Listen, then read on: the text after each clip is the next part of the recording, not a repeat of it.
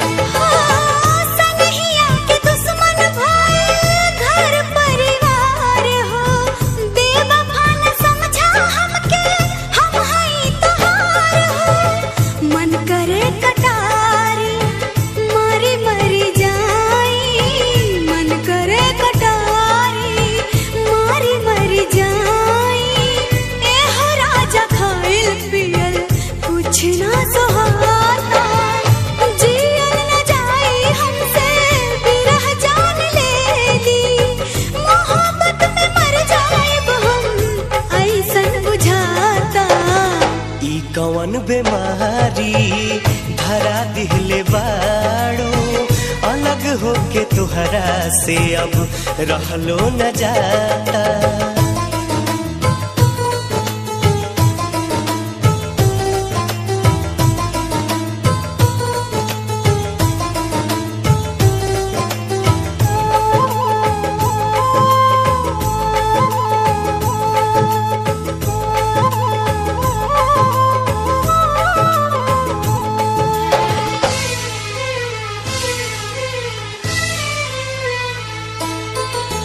देखब नाही तोहके त हम फोड़ ले हब आँख हो, देहिया जरा के अपन बन जाइब राख हो।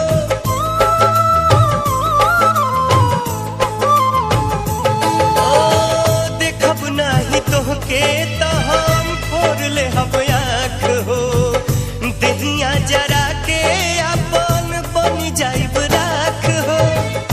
लागत एक पल 100 साल जैसन, लागत एक पल 100 साल जैसन, काटे न दिनमा रतिया हमसे कटाता। जियल नहीं जाई हमसे विरह जान ले ली, मोहब्बत में मर जाए हम ऐसन बुझाता। ई कवन